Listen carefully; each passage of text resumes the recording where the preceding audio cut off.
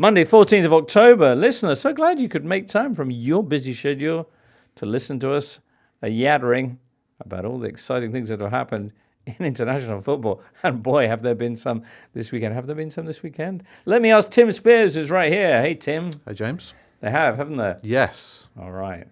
Go on, throw one at us right now. I mean, there've been some interesting shocks. Okay. During this. Looking for a headline here. For the second international break in a row. Yes. My favourite story involves Liechtenstein, which is not something you can say every international break except for this season. All right. Well, we'll come on to your favourite story very, very shortly then. Meanwhile, Colin Millar's here. What have you got for us, Colin? I don't have a favourite story. I think the headline you're looking for is the Lee Carsley, will he, won't he? Am I a world-class coach? Is somebody else a world-class coach? Taking the England job, is he not? Etc. and so on. And that's just sort of rumbled on the past few days. Right. That doesn't sound very clickbaity. Can you maybe fashion it into Pep will take the job? ? Well, Pep said that he wouldn't take the job on Sunday, but then he also said... I thought he said... Straight after, anything is possible. Anything is possible. So that's that cleared up. All right. And also here, Adrian Clarke, who's going to get stuck into England and all sorts of other things too, Adrian. I hope so. Yeah. Lots going on. All right. Do you want to go straight to Tim's story? I know I do. It's got Liechtenstein in it. Tim. So, if people may remember from the last international break, that San Marino had the longest winless run in international football, which was 20 years. 20 years. They beat Liechtenstein to end that run. And passed the baton to Liechtenstein. Anyway, they had a friendly at home to Hong Kong. Which is kind of cheating, though. It's not as we easy need as to you get might a win. think. Let's play Hong Kong. Well, Liechtenstein are 203rd in the FIFA rankings and Hong Kong 157th. Are they? So there's a bit of a gap there. And I think they're in the Asia Cup as well, Hong Kong, right. In the winter. So they're not that bad. Anyway, Liechtenstein won 1-0. A game of many chances and excitement, which you can watch on YouTube. And Hong Kong, who were backed by about 300 away fans in Liechtenstein, believe it or not. It's a good effort. And take their football very seriously. There was a banner in the away end which says "Die for Hong Kong," which is what they wanted from their team. Right. Instead, they lost to Liechtenstein. Anyway, they're managed by, believe it or not, Ashley Westwood. Not the Ashley Westwood, but another Ashley Westwood, the former Man United youth trainee who played for Crewe for quite a few years and Sheffield Wednesday. I don't know if you remember, defender. Mm-hmm. And he took umbrage with how Liechtenstein celebrated their victory. Yes. He said they celebrated like they won a World Cup, classic accusation. I'm looking up the numbers here, and it is, to be fair, a massive upset. Population of Liechtenstein is listed here as just a shade under 40,000 people. Wow. Do you know what the population of Hong Kong is? I've got no idea. Guess. Have a go at home, listener. About 7 or 8 million? All right, yeah. It is somewhere between 7 and 8 million, but they're obviously significantly bigger than Liechtenstein. Right. So who now is the team with the longest winless streak in the world? This is not easily accessible via a Google search. It's not 5 minutes before the Can show. we confirm that? So no, I don't know. We might have to hear from. It's our listeners Andorra, on I that one. believe. Apparently it's, no, but it was Andorra. Somalia. After Liechtenstein beat Hong Kong, it went to Andorra. But you know what they did? They beat San Marino, the team who started this whole domino effect. Rolling. Sorry, Colin, you were. Yeah. This is traditionally held by European nations, this winless run, because these nations have always played in groups where they never win. But the Nations League has reinvented the wheel, and all of a sudden they're beating each other and they're picking up rare wins. So the baton has passed to the African nation of, well, I've already said it, but No. Somalia. Oh, really? Yes, Somalia? Apparently Okay, so. well, they've who got other are headaches winless at in the moment, 15 I suppose. games, which doesn't sound like that many. How many? 15? Well, the thing is, with all these teams passing the baton's getting a little bit shorter, a little bit smaller every time. Anyway, it's not like there aren't really important things to talk about today, so let's just park winless runs there and get a quick check on the other important headlines this weekend. Headlines like England beating Finland 3-1 on Sunday night. Greece, though, who themselves had beaten England on Thursday, also got a victory this weekend against the Republic of Ireland. So Greece are now 3 points clear and in the group's promotion spot, with England second. Ireland are third. Finland, who the Republic also beat last Friday, are last. Scotland, up in League A, are still pointless after their defeat to Croatia. Top of their group are the team they'll be facing next, the Scots. That's Portugal, who are the only team in League A to have made a perfect start. 3 wins from 3. Wales, down in League B, drew with Iceland. They lie a couple of points behind Turkey in their promotion race. Also, since our last show, Erling Haaland featured heavily in Norway's 3-0 win over Slovenia, breaking Norway's all-time scoring record. He now has 34 goals in 36 caps, and then announced he's going to become a dad. I'm amazed it took that long, by the way. It took 90 years to break that. Oh, right. I thought you were talking about the other thing. Sorry, yeah. Yeah, no, 90 years, and the record was held by Jürgen Juve. Yeah, interesting story behind him. Oh. He scored all of his goals in his first 27 games, and then he was moved to centre-back and didn't score for the rest of his games. It's just bizarre. Why would you I don't know do who's that? managing that team and what he's thinking. But yeah, in his last sort of 8 to 10 caps, he didn't score a goal. Wow. But they've had some good strikers in sort of recent years. You know, you think of John Carew, Solskjaer. You know, surprised that none of them took the record. But Yeah. Haaland's going to at least double, maybe treble it. Well, you say that, and he obviously has a fantastic rate, but this Norwegian team maybe aren't all that. Got beat 5-1 by Austria on Sunday night. Obviously, they failed to qualify for the Euros, haven't been in a major tournament in quite a while.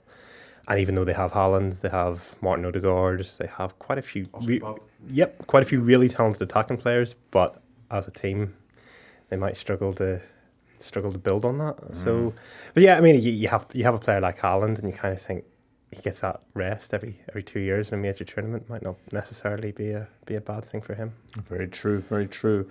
Also worth mentioning, over the weekend, Mauricio Pochettino debuted as the USA's manager. That was actually the end of last week. A 2-0 win over Panama. They've got Mexico up next in their series of friendlies as they build up to the World Cup. In CONMEBOL, there's some exciting news there where Colombia lost for the first time. This was understandably, perhaps, given that it was up in Bolivia's 4,000-metre high. Did you see ground. the images of the James players? Rodriguez. Yeah, the players sort of inhaling oxygen, you know, in these sort of tactical breaks that seem to happen all the time now. The goalkeeper goes down, let's all have a huddle and talk tactics, but then they were needed to take on board oxygen. It does beg the question, should FIFA really do something about this? Are they waiting for a player to, you know, really suffer here? Presumably, I'm not a medical man, but presumably if you do have any kind of latent heart issues, that would be exactly the kind of place. I just think certain grounds above sea level should probably be banned. Right, and below sea level as well, yeah, I would below, suggest. yeah, exactly. Yeah. And it also shows like the South American qualification system, how difficult those matches are, because these players have just flown in from Europe a couple of days ago, and I know they're not exactly flying economy class, but this whole thing of going back and forth and playing such a high volume of matches, which we've talked about so much anyway, but the nature of these games as well is actually individually really difficult as well, and that the toll that must take on players throughout the course of the season. I mean, obviously we're talking about it more now, but it's difficult to underestimate it as well. Yeah. Tim, do you think Bolivia should be denied the use to use their unique topography to their advantage in these World Cup qualifiers? I mean, where else are they going to play? Well, they have places that are lower than 4,000 metres. Yeah, I think if it's within the rules, I'd be using that to my advantage. All right. Yeah, I mean, England should play their games at the Hawthorns. I was just going to say, West Brom do that with the Hawthorns. Yeah, it's a tough place to go. Yeah. All right. Oh, Brazil won against Peru. They've got another game coming up, but they are now up in the giddy heights of 4th spot. Well done, Brazil. And well done especially to Japan, who've become the first country ever to win their first 9 World Cup qualifiers for a tournament without conceding a single goal. They've scored 35, conceded none. Most recent one being a 2-0 victory over Roberto Mancini's Saudi Arabia. Next up for Japan, Tuesday morning, if you want to tune in, 11:30 UK time, you can see the Blue Samurai take on Australia. I was just going to say on CONMEBOL, yeah. there was an interesting result at the end of last week with Peru beating Uruguay 1-0. Peru's first win of the qualification campaign, which is not great for them because they finished 5th last time for the World Cup, but didn't get past Australia in the playoffs. They didn't qualify. Of course, they would qualify if they finished 5th this time because the top 6 go through in this 10-team group. But yeah, it was not a great result for Bielsa, who, coming off the back of a week before, I don't know if you saw Luis Suarez's comments, since he's retired, he's now stuck the knife into Bielsa and basically said there's a big split in the camp, the players are divided, and the players could explode if they carry on with these training conditions. As obviously, Bielsa's hallmark of the way he trains his players. But yeah, Bielsa said afterwards that Suarez's comments had impacted his authority. Blamed himself for the defeat. I mean, they should be absolutely fine to qualify. As I said, the top 6 go through, but will Bielsa make it to America? I think it's an interesting question. And if he does, it's going to be one of the sort of the stories of the tournament in terms of how he gets on and how Uruguay do. Indeed, but not as big as England, Tim. England, who of course first have to sort out Nations League and their rapidly diminishing chances of getting promotion back to the top division of that. We'll talk about Finland's defeat by England next. England's resounding victory eventually away to Finland on Sunday night. This was better, Adrian. Much better. Yeah, it was not perfect, but it was a step in the right direction. Brilliant goal from Trent Alexander-Arnold, but I don't think anyone should ever have to play their first match in a certain position in an international fixture. And that's what happened with Trent Alexander-Arnold playing at left-back. So I'm not going to stick the boot into Lee Carsley too much because I like, actually, a lot of what he's doing. I love the bravery of his decision-making. He's bold. But I did think that was a little bit of a strange pick to put him at left-back, especially with Jack Grealish on that side, right, who is a guy that naturally wants to come infield into that row of back 5 players. Then you were never going to have that overlapping full-back option. But it's worth having Trent on the pitch, isn't it? When he can put free kicks in like that into the top corner. So yeah, that was a needed moment, I think, for Carsley. And a moment of great quality from Alexander-Arnold. Also from Jack Grealish and Angel Gomez as well. That was a beautiful goal, wasn't it? Yeah, I really enjoyed it because Angel Gomez had struggled a little bit early on. He'd given the ball away inside his own half. They'd had quite a good chance, Finland, and then that little ball around the corner I thought was really clever. That was top class invention. Yes. It was good movement from Jack Grealish, who clearly gets on well with Carsley. I think the Carsley-Grealish dynamic is quite strong. And I think we saw a really strong performance from Jack. It was a lovely goal. Nice. That's good, but the damage that was done by the Greece game, how big is that? The damage to Carsley. And also to England's chances of making it out of the group. Yeah, quite possibly. I do think that Greece played brilliantly in the game. I think you have to say that. Sometimes you come up against a team that's quite inspired. Right. And for me, Greece were absolutely on it in that game. They were superb. To score 5 goals effectively at Wembley is a brilliant achievement. Yeah, offside ones don't count traditionally. I know, but you get my drift. Yeah. I wouldn't stick the boot in too much on Carsley. I think it was worth a try in terms of trying something different. I don't think he's committed any kind of crime here. And in fact, we've learned a lot about how England should go about it if they ever go with the false 9 again. Don't ever go with the false 9 again and one holding midfielder. That, I think, is the message. If you go strikerless, go with the 2. When you saw his lineup, did you think it had a chance of working? Yeah. Okay. Yeah. Jude Bellingham played as a false 9 for Real Madrid effectively, and was brilliant. And I still think he can succeed in that kind of role. I think some of his runs he made were fantastic in both matches, actually, spinning in behind. Right. And he cut the ball back, didn't he, for Palmer in the game against Greece, who put it over. Score that, and you're suddenly saying, "Oh, what a clever move, putting Bellingham up front." The reason it went so horribly wrong, I think, is leaving Declan Rice on his own. Right. In central midfield. I think you could have gone with a sort of a 4-2-4. Okay. With the 0 up front. But Gomez wasn't available then. No, but you've got other players in the squad that can play there. Conor Gallagher for one. Right. So I just think it was just a touch too bold, and it caught us out without possession. But I wouldn't berate him too much. You can't try these things. I just think he's sort of eroded his own authority a little bit with his comments. Yeah. So One, he's kind of said, "Oh, you know," whether he misspoke or not, he said, "Oh, I'm looking forward to going back to the under-21s in the new year." That's the schoolboy Then era. after the Greece game, he did readily admit, "Look, I made a mistake, and we're not doing that again." Which, okay, is nice to admit it, but again, just doesn't give off an impression of a guy who knows exactly what he's doing. And also, he said with the false nine thing and the Greece team selection, he said, "Well, we tried it for 20 minutes in training."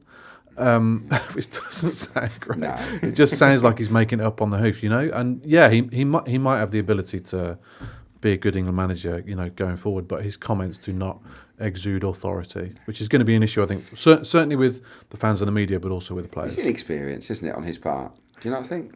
In terms of dealing with a high-profile job like this. Well, I think Lee Carsley's biggest issue, maybe you're sort of alluding to it there, it's the optics of how he's giving off himself. But I think he's also got a job that is probably much harder than people imagine it to be in general. And already after that Greece game, which was bad on Thursday night, the immediate reaction I saw was, "Oh, look, not you're missing Gareth Southgate now," as if like everyone always complained about Southgate, but he always delivered results. Well, actually, Gareth Southgate was the manager that oversaw England's relegation in the Nations League. They've lost 5 of their last 9 Nations League games. They won just 1 of them. They didn't score in 6 of those matches. They also lost to Iceland before the Euros began. Iceland weren't even in the Euros. And in the Euros themselves, yes, they got to the final, but they won 2 out of 7 games in 90 minutes. And a lot of that football was absolutely abject. So it's not like you're going into this environment where everything was all just like a garden of roses and it was just a case of taking it to the next step and winning a trophy. There's much more to it than that. Okay, the opening 2 results he'd had perhaps created the illusion that everything was going to be fine and hunky-dory now. They shouldn't have. Soon as, I think Ireland and Finland are both sort of in the 60s for the FIFA rankings and not good teams. I just hate this kind of extreme from one to the other, because they beat Ireland and Finland 2-0, right, he must know what he's doing. And then the Greece game was the complete opposite in terms of reaction. Well, he doesn't know what he's doing. Bellingham was missing for the first 2 games, no? Yeah, he was. I think that probably helped Carsley with his team selection because he could bring in players that he knew from the 21s, like Angel Gomez and Morgan Gibbs-White. He didn't have Palmer or Foden either as well. Is there a sense, though, that Bellingham, about the need to include him, that it disrupts what a lot of managers would like to do? And you talk about using him as a false 9, which, we've seen teams work wonderfully well, not least in the Premier League with Man City with the false 9, but doesn't it require a certain kind of player playing off them that maybe he didn't select? Yeah, maybe. Yeah, look, I think Bellingham can play anywhere, and he's certainly worth his place in the team. I think this England team looked better with Watkins up front. You saw that in the game in Finland. When he came on, he injected so much more sort of verticality to the team. We suddenly stretched that back 5. His runs pushed them back. We saw that when he made a channel run, set it back to Bellingham. He wins the foul. Trent Alexander-Arnold scores it. We saw with the goal that he assists for Declan Rice, really positive. Harry Kane wouldn't have made that dribble, wouldn't have gone past the player on the outside, and wouldn't have crossed it for Rice to score. So I think there's a case for saying that this team suit having Ollie Watkins up front. Okay, so you'd build your team, Adrian, around Ollie Watkins up front, Bellingham behind in support. I've just got an open mind to it. I just think that there's nothing wrong with a little bit of experimentation. I think I understand why he did it in the absence of Kane. Let's try this. Let's try and crowbar all these great attacking midfielders into the same team. It didn't work. Certainly without the ball, it didn't work. I don't think it should be written off completely. I think there might be a time and a place for it in the future at some point. But in the here and now, if there was a competitive match next week, I think I would probably go with Watkins, with Bellingham in behind, and absolutely a central midfield too, because we saw in this game the benefit of Rice being freed up to make those runs. He made some great runs, I thought, in the game. One from a Bellingham pass where he got in, and he did 2 or 3 that were undetected. And of course, for the goal, I think he ran from inside his own half to score that. So you've got to free him up a little bit, I think. Well, that's where Angel Gomez comes in, I think. And Jack Pitbrook, who was at the game in Helsinki on Sunday night, has kind of written how Angel Gomez has already become, not indispensable, but a really sort of key part of this team in that he's such a conduit to help those around him. I guess that's maybe what they wanted from Wharton when they were having a look at him in the summer, but the way that Angel Gomez sort of recycles possession, but can also do very good things in the final third as well. I think in general, though, this international break has definitely highlighted how England have got almost too many options in the forward areas, hence why Carsley did what he did against Greece. But as Adrian was talking about earlier with Trent Alexander-Arnold, he's the 7th left back that England have played in the last year. So, and I think only 2 of those or maybe 3 of those are left-footed. So you've had Shaw, Trippier, Rico Lewis, Colwill, Chilwell, Tomori, and Trent Alexander-Arnold. And none of those have sort of nailed down a place, I mean, through fitness or form or whatever. So it's interesting to see who is maybe going to step up, because there are 2 or 3 left-backs who are sort of playing regularly and doing okay in the Premier League, but haven't really been given a chance with England. You know, you talk about Tyreek Mitchell, Rico Henry at Brentford, who's over his injury now and has started playing regularly. Leif Davis is someone who I think people will start to look at this season if he does well with Ipswich. But someone's going to have to step up, because there's definitely an imbalance in terms of. I think just quickly that there is a theme in England squad selections over the years of players of that ilk who are sort of like they're Premier League players who are fine but are just in that position. They know what they're doing. You don't really need to do any integration. They'll just go in there and they'll do their job. But instead, you are crowbarring players in. It's the same in central midfield, of course, and that was evident during the Euros, where it was just trying to put in players because you think, well, they can provide a moment, but there wasn't that structure. Just hasn't been there, and it's like a running theme of just trying to get in the best players rather than the players who make a functioning team. That's what I've seen, certainly in the past couple of months. I don't think that was historically the case under Southgate, but it became increasingly so. And with those injury problems, I think you've seen that a little bit more. So this will be Lee Carsley's selection issue for November's Nations League games, and that's it then for his tenure, is it? And if he has said no, he wants to go back to the under-21s, who is going to be coming in? Tim. I mean, I find it incredible. It's been 3 months now since Southgate said he was leaving. Apparently they haven't interviewed anyone yet. Apparently Carsley didn't apply. So Nations League, fine, whatever. But it all feels a bit, like it's drifting and it's a bit meaningless at the moment. The World Cup will come around pretty quickly. So the qualifiers start when? March? They could do according. It depends. It depends if England have a playoff or something. Yeah. Right, okay. But who are there's been a lot of talk, Tim, about Pep Guardiola. An increasing amount of talk, and whether that's bluster or whether there's something behind it, I guess we'll find out fairly soon, because there's a big situation with Guardiola's contract coming up at the end of the season. I would say there's sort of a movement towards a likelihood of him leaving Man City. Whether he fancies the England job for a year, I mean, there are so many reasons why it would work, but so many reasons why it wouldn't. Okay. One would be, financially, he's reportedly on 20 million a year at City, and I think Southgate was on 5 million a year. So you're probably looking at Pep taking halving his wages and England doubling what they've got to offer to even sort of get anywhere near meeting in the middle. I think that one of the reasons why it might work, it would certainly appeal to Pep to win a World Cup. Of course it would. He's done 11 years of solid club management, so he might, a year of less sort of day to day again might appeal. And also, if you look at the last 2 clubs he's taken charge of, Bayern Munich and Man City, both were sort of very good teams, but who'd dropped a bit in previous years. So Bayern hadn't won the title for 2 years when he was announced as going to be their next manager. City hadn't won the title for 2 years. When he took over there. So he might look at England and think, look, we don't revolutionise this team. The players are there, and it might not take a huge amount of work to take England from Euros finalists to, potentially challenging for a World Cup. I was looking into this for a piece at the weekend. You might think, England would never go for Pep, and they're maybe too wedded to bringing in someone from the FA like Argentina and Spain done successfully. But they have gone for managers of Pep's ilk before. People might forget they went for Mourinho in 2007. Well, they had Capello and Eriksson. Both of whom were seen as very much, Capello especially was very much the best that was available. No? Yeah, and then they went for Arsene Wenger in 2016, as he sort of later revealed. So they do have a previous history of going for sort of one of the top managers in England. So no teams maybe won a World Cup though with a coach that wasn't Is that right? of their own nationality. Yeah, I went through all the tournaments for so there's a bit of history to be made. Copper, Euros, World Cup and AFCON. And in the Euros it's happened once, ever. Any guesses? It's the Greece team, wasn't it? Oh, of course. Yeah, Otto Rehhagel with Greece. It's never happened in a World Cup. So every single World Cup manager has been born in that country.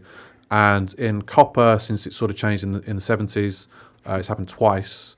When Chile won it in 15 and 16, they had an Argentine manager both times. But it's pretty rare.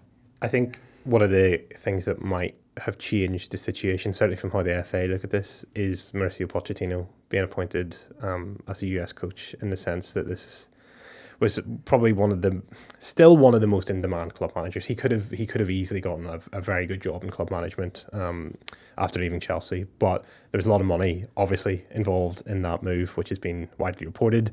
But the fact that the US, who would obviously have ambitions which might not be quite as high as England would be, could attract somebody like him into that position ahead of a World Cup in the US. Now, I think that the sort of people behind the scenes in terms of marketing exposure maybe have an eye on this as well, in that people and coaches who are successful in that tournament will be exposed to an audience who might not necessarily be overly familiar with who they are to begin with. Now, that's just one train of thought that could attract coaches to that, and which the sort of subsequent advertising behind that might actually boost their wage a little bit, in the sense that it might not necessarily need to be provided by the football associations themselves in its entirety of their income. So I think those are interesting things to consider. But you're saying a lot about Guardiola and the sort of attractiveness to it, but that would be by quite a distance the biggest risk of his coaching career. I was going to say, there's no middle ground. He wins the World Cup with England. He's this hero. He breaks the curse. You know, he's the first overseas head coach to win a World Cup. He's sensational. Right. If he doesn't win it, Bald fraud. He's no better than Southgate, is Yeah. he? You know, so there's no in between. It is a point that, although the teams that he has previously managed and not been quite at the top level, they've always been furnished with kind of every resource you could possibly want, including, you'd think, any left back he might desire, which is not necessarily the case with England. What kind of percentage chance do you think, having looked into this over the weekend, is there of the FA landing Pep Guardiola? He was asked about it in August as well, Yeah. and he didn't. So he's kind of alluded to the fact he'd like to be an international manager one day. I'm not sure Spain would necessarily be his gig. No. So it does feel like the stars are aligning slightly. I'd say 45%. 45%. I was going higher than I thought. That's exciting, isn't it? Is that? Yeah. Who would it be? Who do you think is next? Well, I don't know. It's like I said, it's a really strange situation that, you know, that from what we hear, that they haven't really interviewed anybody, and there's nobody really been strongly linked with it. I mean, Eddie Howe perennially, but Eddie Howe, Thomas Tuchel, right. Graham Why Potter. is Thomas Tuchel odds on for the job? I looked at it this morning. Is he odds on? It's 2-1 on. Because he's available, I guess. I think as well that there's a suggestion that reports that he wants to go to England is maybe a reminder to the club teams that he's on the market as so he's well, and pushing that's a himself at the suggestion. moment, Yeah. I mean, he's a very good manager. He's probably outside of Pep the next best, isn't he, in terms of record? I mean, you look at me funny there. No, James. I was interested that you feel he's the next best thing after Pep, because he certainly had an incredible impact to begin with. He's had some Chelsea, issues, hasn't he? Yeah. He's had some fallouts, and maybe some of his man management has been criticised. I think as a tactician, I think he's proven himself at the highest level, Thomas Tuchel.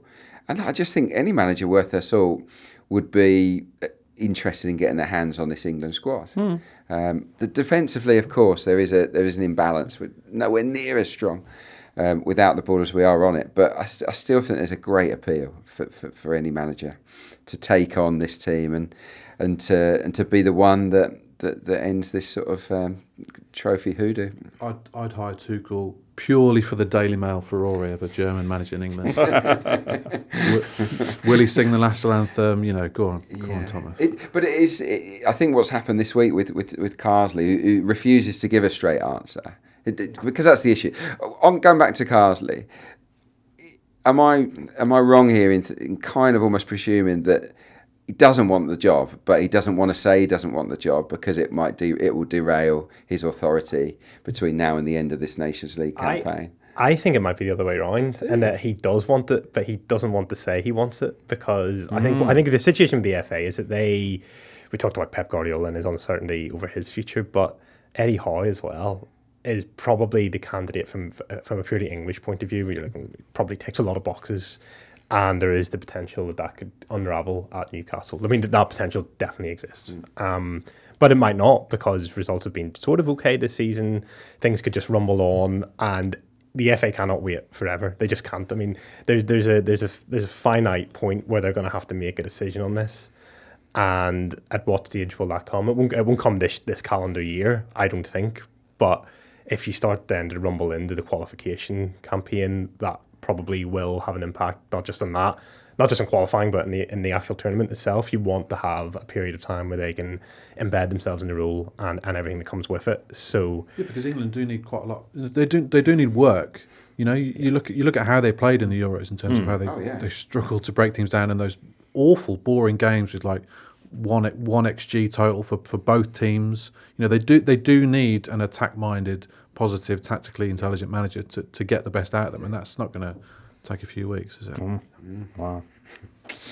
Indeed not. Let's park England there, shall we? Next up, we get onto England's group with Colin. The Greeks, top of the group, flying. 4 wins from 4, Colin. yeah, they're in pole position in the group, and obviously we spoke about England needing to win Norway to Greece to have any chance of going through automatically, but to Group A. But Greece themselves, I think it's worth talking about this because they're a nation who've obviously missed a lot of major tournaments in recent years. They missed obviously the most recent Euros. They lost to Georgia in that playoff. But yeah, top of the group with 4 wins from 4. But not only that, I think it's worth talking about the context of how those 2 wins this week came. And obviously in the tragic news last week of George Baldock's death, and George was a member of that squad up until earlier this year, was his most recent appearance. And that was something that affected the players pretty much. A couple of them have come out and said about it. The midfielder, Dimitrios Pelkas, said that before the game, they couldn't eat anything. Nobody felt like talking. They couldn't speak. They couldn't eat. They couldn't do anything, and they didn't want to play the game. But the sort of, I guess, the rules of football meant that there was no way of avoiding playing that match in England, and to produce the performance they did was astonishing, genuinely astonishing. And also to follow that up actually on Sunday night as well, where they'd expended so much energy and everything else, the emotional energy into beating England. They dominated the Republic of Ireland, obviously not quite to that level, but they dominated them for an hour. They had about, I think it was 15 or 16 shots in that first half alone. They were playing really, really good football. And looking at their past sort of record now, they've lost just one of their last 10 matches. They've won 8 of those. The one defeat was a last-minute defeat away to Germany in a friendly before the Euros. So all this talk as well, and the impact it could have had, it hasn't derailed them. And there's not any superstar in that team. In fact, the player that's most well known, certainly the Premier League audiences, is Kostas Tsimikas, the Liverpool left back, but he hasn't even been in the last 2 starting 11s. And it's a squad that seems to have a lot of unity. And obviously Greece won the Euros 2 decades ago now, but really haven't done very much since, it's fair to say. But this is a really, really strong team, and I think it's just worth admiring what they've done in terms of the results, but certainly in light of the past week, I just think it's a phenomenal effort to have gone through that and to produce that. 100%. Aided for the second goal, of course, by Republic of Ireland's goalkeeper. Yeah, Kevin Kelleher, who had genuinely had an astonishing game, but yeah, in the last minute tried to play out from the back, got caught in no man's land, and it did look quite.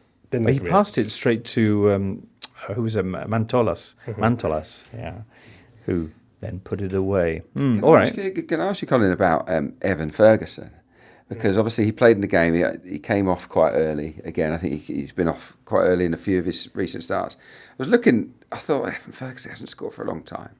He hasn't scored since November the 25th last year. That's a run of 31 matches. It includes 14 starts. This is for club and country. This was a boy that was the wonder kid. He was the great hope for Irish football, but also someone that was only going to be at Brighton and Hove Albion for a matter of time. That Arsenal or one of these big giants would come in for him. I know that he's had a few injury issues, but what's happening with Evan Ferguson? Yeah, and it's so easy to forget, isn't it, that at that point at the start of last season when he scored a hat-trick against Newcastle United in the Premier League and Brighton won 3-0, and it was sort of like, he's gonna go in the next transfer window next year. The way Brighton operate, that's what everyone was directing themselves towards. But yeah, it's I guess the issue is that he has had those injury setbacks. He's also been in an environment at club level and certainly at international level as well. There's been a lot of change. There's been coaching changes at both sides of things, and there's been a lot of disruption. And I think Brighton at that point, when he came into the team and they were riding so high, and it was like, here's just another young kid who started to come in and had an instant impact, and everyone assumed because of how Brighton developed players that everyone's going to be like that. It just hasn't quite worked out. But I mean, obviously he's still such a young player, and he does have such potential. But again, like it's a case of just strikers in particular, like feed off goals, don't they? I mean, and I think more than anyone else, more than any other position on the pitch, they'll get into little patterns where they'll hit a run of form, and all of a sudden they'll start doing everything well. But they might fall off. I don't want to make any judgment on them too young, in the sense that it has, but a year is quite a long time. You know, it is quite a long time. They've gone through such a drought, but it'll be really interesting to see how he develops. Maybe he might even need a move at club level. Maybe he needs to make himself the number one striker at the club and to get that confidence going again. But it is interesting because he was definitely seen as the great hope of the Republic of Ireland team, and it maybe just hasn't quite worked out quite as early as people might have imagined. Still only 19, of course. Scotland. You watched all the home nations this weekend. Yeah, I did. Sort of. Yes, yeah, sort of. I had followed this game, and Scotland, obviously being in Group A of the Nations League, it's not unfair to say that was always going to be a struggle for Scotland, but they have lost every game in that group. They've won just Everyone's been tight, though. Every game, they've taken the lead, I think, in each of the games so far, no? Yeah, but you get the feeling with this Scotland team that quite a bit of the self-belief that had propelled that Euro qualification under Steve Clarke has dissipated, certainly since the tournament. But they've won one of the last 15 matches, which was against Gibraltar. So they're really now in a long-term rut of form. And again, when that happens, and obviously Che Adams thought he'd equalised later on in that match, and it was ruled out. And you get those little moments whereby the narrative would be completely different. You know, we would be talking about a draw away at Croatia is actually a really good result. But yeah, I guess more so for Scotland even than England is that these games are probably a time for experimenting. But from what I've seen of Scotland fans, it's actually the lack of experimentation under Steve Clarke that has maybe led them into this run of form, which isn't great. And even though the expectations aren't naturally particularly high, I think Scotland do have good players. I mean, like the number of players who are playing in Serie A and who obviously recognise more so outside of the UK than inside. So they do have talent there, and maybe it's just not being utilised quite as much as it may be. But again, their crucial games will be the qualification for the World Cup. I think they'll look at that and think we should be definitely in the running to qualify and to make that tournament. Whether they do or not, it's obviously up for discussion. But I'm not sure how much longer Steve Clarke will be there if they don't, because it does kind of feel like just they need freshening up of ideas. I haven't made the World Cup since '98, and that's very much what they were all talking about last weekend in Glasgow. It's for getting promoted to the top of the Nations League, isn't it? Getting to play with all the good teams. You know, it's going to make it harder to get those confidence boosting victories, isn't it? For sure. And Moisey's waiting in the wings, of course, for the next job. Saw a few tweets about that at the weekend for the Scotland job. Moist for England, perhaps. Moist for England, yeah. But it's quite a miserable night for Scotland fans because this was played in one of European football's bleakest stadiums, I think. Stadium Maximir. It's just horrible. You can't even see. Well, you can't see any fans because the sort of stands start on sort of row 10 or whatever with this, and the stand opposite the camera's always empty, and it's just grim. I went there last year. There's got no character, no soul, nothing to do. No fans. The venue for the infamous Dynamo Zagreb, Red Star Belgrade pitch battle of Vladimir Boban, kung fu kicking a policeman. Yes, yeah, indeed. Did you see Craig Gordon, oldest player to start a game for Scotland? 41. 41. Yeah. Luka Modric wasn't the oldest player on the pitch, which must be something new for him. But yeah, I mean, Modric was still pulling the strings in this game. And there was a young player, wasn't there, Ben Doak, Doak. who was only 18, that played for Scotland as well, and did all right, and had some nice little moments up against Vardiol, who's obviously, a very decent player at fullback. So yeah, Ben Doak's one to keep your eye on.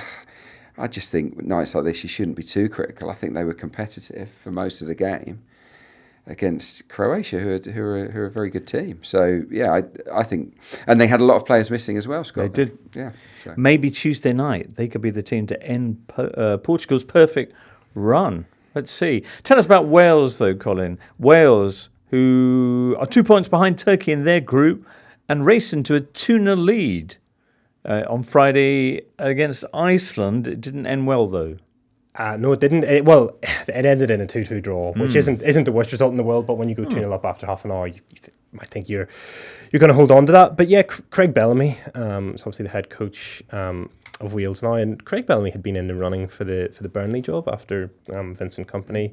Obviously, Bellamy had been the assistant there. And I guess maybe the most interesting thing about Wales is the fact that Craig Bellamy is their manager. I think it's fair to say that nobody really saw him as a player and thought he's obviously management material there. But his post-playing career has obviously impressed quite a few people. And Wales are on a decent run of results. And again, they've got a tricky enough group, obviously with Turkey in there, Iceland and Montenegro, I guess, are nations they might be looking to beat. But they've got players who are in form. Brennan Johnson scored again and won't be playing on Monday night against Montenegro due to suspension. So that's probably something that Tottenham fans will be quite glad about. I think he's now 7 games in a row finding the net, scoring for club and country, since deleting his social media. Obviously, obviously he had gotten quite a bit of abuse. He was getting some stick, wasn't he? Yeah. But I mean, we're talking about Evan Ferguson there, but somebody like Brennan Johnson, who's huge potential, and then you go through that run of form, right? And then once you hit the goals, it's like, what's the old saying about, like, you've got like a bottle of ketchup and you're shaking it and it comes out, and then all of a sudden when it starts coming out, it doesn't stop. But I've not heard that one before. You've never heard people talk about ketchup? No, What? never heard that. Seriously? No. You're looking at me like I'm Maybe because you were a mad footballer for person. so long, and condiments are often frowned upon. This in the is footballer's true. time. Well, they're always That's true. banned by every manager going into every new club managers, ever. Yeah. or allowed back in if the previous manager had banned them. Yeah. On this game, by the way, Nico Williams at left back, proving that actually a right footer at left back can do okay. The 2 assists that he put through were absolutely magnificent. Long diagonal balls, I think 40, 50-yard balls over the top. They're basically near identical passes, weren't they? For Harry Wilson on both occasions. For the first one, Wilson's effort sort of gets cleared off the line. Johnson taps it in. Second one, Wilson runs through and scores. So yeah, Nico Williams was the clear man of the match, I think, for Wales. He also cleared a good shot off the line as well. And he's really unlucky at Forest, because Forest are a much improved team this season. He's lost his place effectively to Ola Aina, who's moved from left back to right back, and they've brought in Alex Moreno, and now they've got this really settled back four Forest. He didn't really do anything wrong, Nico Williams, so I was pleased to see he sort of didn't let that disappointment put him off his game for Wales. It was superb from him. Just on Wales, their under-21s had an absolute shocker. Yes. That's what So Wales under-21s have never qualified for a tournament, ever, Euros or whatever. If they drew at home to Czech Republic, they would have been in the playoffs. So decent chance they never really get to this position. They lost 2-1 at home, and if Czech Republic beat Lithuania at home on Tuesday night, which they probably will do, then that's it for Wales. However, thanks to an admin error, as it's been dubbed, 6 of Wales players couldn't play in this game, including Ruben Colwill, who's played for the seniors at Cardiff, and Owen Beck, who plays for, I think, Blackburn on loan from Liverpool. I think it's like a registration issue in terms of the night before. All the players have to be sort of registered, and 6 of them weren't, and they ended up losing, and they probably won't qualify. Oh. Not great for Mr. Admin or Mrs. Admin. Indeed not. Colin, just to finish on a high, Northern Ireland. Yeah, drew 0-0 away to Belarus on Saturday night, which Was it a good 0-0? It wasn't a good 0-0. I can't imagine anyone else anywhere in the world had a less interesting Saturday night than everyone who watched that match. It really was quite dull. And this is a group where it's also got Bulgaria and Luxembourg. There's been 4 goals so far across the 6 matches, two of which came in Northern Ireland's win over Luxembourg at the start. But since then it's really been a hard watch. It's not one for the purists. Northern Ireland have really struggled in this competition. Right. Only 1 point off the top of the group, though. It is tight. You only do really need 1 or 2 goals across the entire group to stand the chance of winning it. So it's the chances are still there, but Northern Ireland are in a real rut at the minute in terms of player production. Obviously, Conor Bradley, probably the standout player, captained the team for the first time at 21 years old, which is quite an achievement. But there's really just not a lot of depth there at all at the minute. There's no other players playing in the Premier League. Johnny Evans had recently announced his international retirement too. So essentially, the bulk of the players are now coming from League One and from clubs in the Scottish Premier League. And this is a long running theme of Northern Ireland at the minute, especially since Euro 2016, when there was such a sort of high around the international team, and there was a real solid group of players there. But the player production since that, on behalf of the Irish FA, who run football in Northern Ireland, just hasn't been great. Many of these players who are coming through are either taken from who have a parent or a grandparent who make them eligible to play, but it wasn't through anything to do with Northern Ireland developing them, and also through local clubs, especially Linfield, but also now you got Larne and Glentoran and other clubs who've turned full time, and there's players coming through who are now being bought by the English youth systems. And Arsenal are actually the first club who've set up an academy in Northern Ireland to take that talent directly to themselves. But in terms of Northern Ireland's Football Association and sort of their grassroots structure, there's a lot of questions being asked at the minute because things have just gone downhill pretty quick. Yeah, I've thought about that in the past, that why aren't clubs doing that? You know, because the pathway, because obviously you have to live within an hour of a club to go to their academy. So these players aren't getting the development that the English players are getting from a very young age. So I think that is a massive problem. 2 from the same family in this match. Yeah. Piers Charles, the goalie, joining Shay Charles, who obviously plays in central midfield. I thought that was a good story. Yeah, and both play at club level for Sheffield Wednesday as well. Shay Charles, he was sort of like the kind of next big thing coming through. Came through Manchester City's academy, spent last year at Southampton and now at Wednesday. But yeah, it's a really nice story, that. And I mean, from a Northern Ireland perspective, you really want them to develop. But Piers Charles is another one as well who hasn't really got any experience whatsoever at senior level of club, but you're playing him in his first team. So it's just a case of bedding these players in and hoping that they learn a thing or two from these matches and it helps their development. When do they next play, Colin? They are playing on Tuesday night. Oh yeah, at home. Are you going to tune in for that as well? At home to Bulgaria. Well, I am. It will coincide with my work pattern, so okay. I probably will. But yeah, no. I think Northern Ireland will fancy themselves to get at least a victory at home to either Bulgaria or Belarus, which will be in November. All right. In a second or two, we'll talk about some of the big games coming up, if you manage to catch them on Monday night. League A Group 2. Woof, what a night it's going to be as Belgium take on France and Israel face Italy. Did any of you catch the Italy-Belgium game in Rome? Italy looked really good. It's extraordinary how they flip-flop from being utter calamities to being a proper contender again. And they looked fantastic against Belgium until Lorenzo Pellegrini got sent off, and then predictably things began to crumble. De Kuyper with that glorious finish on lovely little Belgian move, and then of course Leandro Trossard with the other Belgian goal. But it's ever so tight in that group, and Belgium-France should be an interesting one. You've also got on Monday night Germany hosting the Netherlands, which, as we mentioned back on Thursday, does happen an awful lot, but still should be fun. History, football, all sorts of things. History and football. Yeah, the Nations League is sort of shaping up in terms of next March's quarter-finals. I mean, if they were to happen with sort of the current lineup, it'd be Portugal, Croatia, Italy, France, Germany, Netherlands, and Spain, Denmark, which is... I don't remember them doing quarter-finals last time. Is that just me, or is that a new one? This always the final 4, wasn't it, with the semi-finals onwards? But they've expanded it. I think that this is the first year of expansion. So do 8 teams now go through to the tournament, or do they have a playoff and then? All the runners-up will host the group winners over 2 legs next March 20th and 25th. Group winners from their own group or a different group? Presumably different group. Different group. Oh, interesting. Okay. Anything else we should know from the international break before we move on? I enjoyed 2 outstanding assists in Portugal's win in Poland.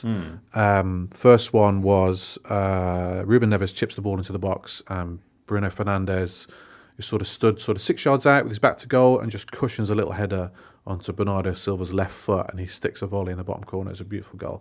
But the second goal, Rafael Leao had an outstanding game. Him and Nuno Mendes down the left wing just completely blitz Poland. But yeah, he takes the ball on the halfway line, beats 3 at full pace, and then sticks the ball against the post, and Ronaldo scores the tap in. And then obviously, some players would go straight to Leao. Wow, that was incredible, because it was sort of Giggs 99-esque run. It was remarkable. But no, he just runs off to the corner flag and does his while Leao just sort of stood there like on his own in the box. But yeah, Portugal look pretty good. I mean, the 3 teams they play in their group, Scotland, Croatia and Poland, all had pretty bad Euros. So you got Portugal always look pretty good in qualifying, and then sort of flattered to see when tournaments come around. But they have changed things up a little bit, so they're now playing with 2 wingers. Neto and Leao are the ones chosen in this game, whereas in the past few years they've sort of had Silva or Bruno Fernandes as one of those sort of 3 forwards who dips back in. But Fernandes and Silva are now both in midfield with Neves in behind. So they look kind of more exciting. They also had Renato Veiga, the Chelsea's new boy, at centre-back for the first time alongside Ruben Dias. He looked pretty good. So yeah, Martinez says he's sort of building for the World Cup already. Ronaldo did okay, lasted an hour because he can't do 290 minutes anymore, Martinez says. So they saved him for Hampden Park on Tuesday night. But yeah, Portugal look pretty good at the moment. Never played at Hampden, he said. I think he's obviously probably putting a request. Right. I want to be available for Hampden Park. He's probably also eyeing up some more goals, isn't he? You know what he's like with records. Spain play Serbia, don't they? And there were 2 great goals in their respective matches. Zubamendi, who doesn't score very many, hit this absolute ferocious volley to beat Denmark. 25 shots to 3 from Spain, the European champions. So that's the sort of performance you're looking for from a top side at international level. Complete control, complete dominance, not giving your opponent a sniff. That's what England, I guess, have got to look to sort of get to that stage. Spain are there at the moment. And the number of absentees. I mean, I've just got a list up there, like Rodri, Dani Olmo, Dani Carvajal, Robin Norman, Nico Williams, Nacho Fernandez, Ferran Torres, Gavi. Lamine Yamal did play, but he got injured at the end, so he won't play against Serbia this week. And they play Serbia, and Mitrovic, he's got a great... Tell us about that goal. Well, he comes in off the left, and he sort of just drops a shoulder, sort of fashions it on his right foot, and he just whips it into that far top corner. It was the way he managed to just kind of jiggle his way along. It was impressive. It was something that you didn't see a lot of from Mitrovic, maybe in the Premier League, where he's a bit more of a bulldozer. But yeah, that was a quality goal, and it's just a reminder that it's quite a loss, really. I know that he's probably loving life, where he is at the moment, but it feels like he left Premier League a little bit too soon. He's still a good player. Spain-Serbia is coming up on Tuesday. Spain currently 3 points above Serbia in that group. This isn't, well, it is a Spain thing. It's not strictly speaking the Spain national team, of course, but there was a match on Saturday night, a charity match between groups of YouTubers, influencers, streamers, that sort of thing. Played at Atletico Madrid's Wanda Stadium between a sort of Spanish select team and a French select team. The game had to be stopped because of racist abuse of the players. There was visible and audio sort of monkey chants and gestures and everything else that's very depressing. The French players walked off the pitch because one of their players had pointed out one of the abusers in the stands. They'd actually gone over to confront him and to tell the stewards where he was, but they just walked off the pitch. The game was delayed by 17 minutes. One of the Spanish YouTubers, Coco, he's called, he sort of broke down in tears at the side of the pitch. It's very, very sort of moving footage. He's very visibly distressed by what was being said to him, and this is for a charity match, and this is obviously something that's plagued Spanish football in the past couple of years, and there's always a but whenever you're talking within the Spanish media about this. It's like, well, this is terrible, but provocation or whatever else, and it's just in a charity match, it's hard to. Yeah, it's hard to justify it, and I think it's probably just rams home just how deep this problem is, and it's just not going away anytime soon, and the sort of legal authorities there really need to step it up a bit. Indeed. All right, well, that was the international weekend, but there was plenty of other action happening, not least in the WSL. We'll get an update on some of the big matches this weekend and where it leaves everybody next. Big weekend in the WSL with Chelsea winning at the Emirates and Man City 2-1 victors away at Anfield. At that game, and to round up all that news and more, over to Megan Feringa.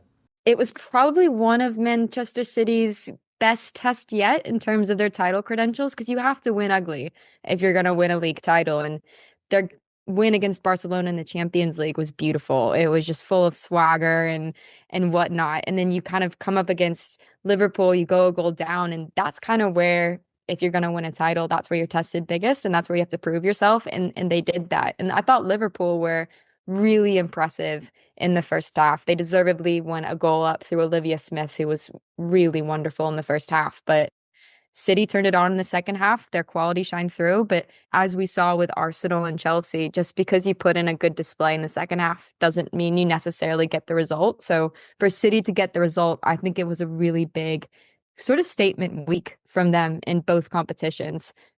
If you're going to win a season, it probably helps that you have a Bunny Shaw on your team. She was great. I mean, the first half, she was nullified pretty hard, but then she just kept fighting. And that's what happens. They had 2 shots on target the whole game, City. Both of them were hers. Both of them she executed. And that's the difference when you want to win a league title.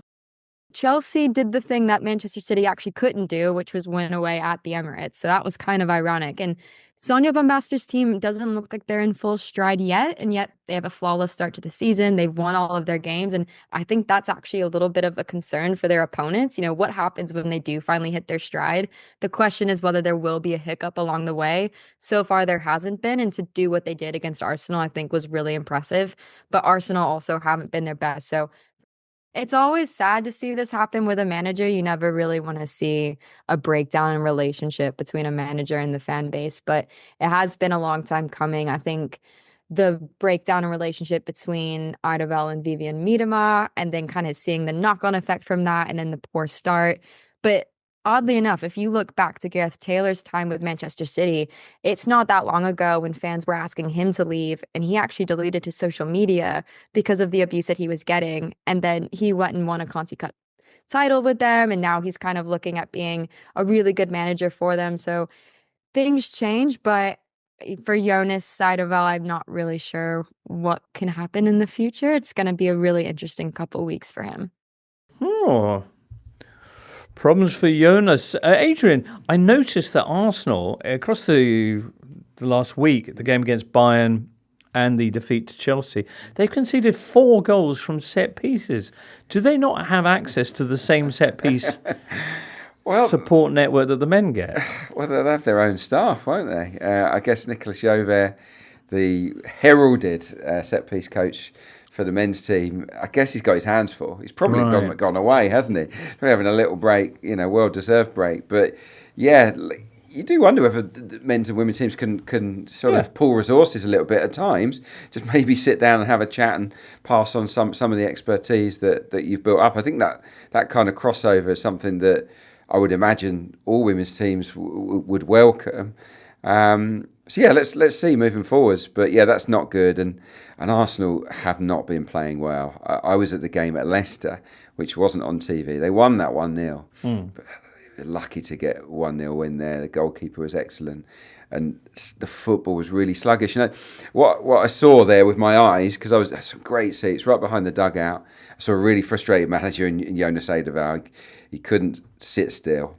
He's really annoyed. But I saw a team lacking energy and conviction, and they didn't seem like a happy team. And that, I think, is the issue.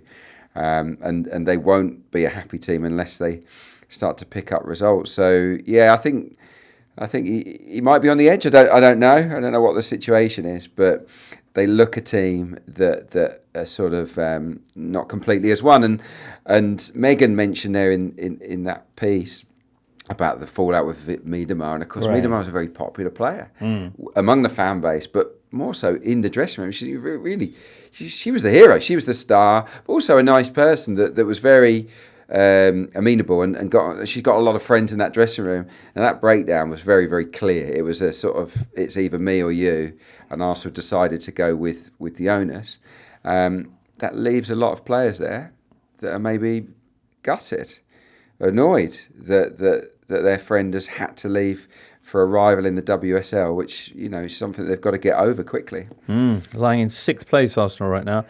It's early days, only 4 games into the season, but Chelsea have a game in hand. If they win that, Arsenal will be fully 7 points off the top of the table already. Man City currently leading the way, a point clear of Chelsea while they wait to play their fixture, that extra fixture. You've also got Man United level on points with Chelsea and Brighton and Hove Albion as well. Very nice. There you go, all setting up very nicely. We'll hear more from Megan in the weeks to come. For now, I think that kind of brings us to the end of today's show, unless Tim or Colin or Adrian, anything else you want to throw away? I don't think so. There's been more to talk about than I thought there'd be. It's been a busy few days, isn't it? Busy. And Thursday, we'll have even more to talk about with the Monday and Tuesday fixtures, Nations League and beyond, and the return of a little something called the Premier League. Ooh. Excellent. For now, that's it for today's Totally Football Show. Many thanks to Tim, Colin, Adrian, Liam and producer Charlie in the booth, Megan, and you, listener. Well done for being with us. Join us again on Thursday. For now, from all of us here, it's goodbye. The Totally Football Show podcast is available 3 times a week, bringing you all the football news you could reasonably be expected to care about. We've got views, we've got stats, we've got analysis, we've got some of the best football writers around, and the whole thing is absolutely free. So have a listen on Spotify or Apple Podcasts or all the usual places by clicking on the link below.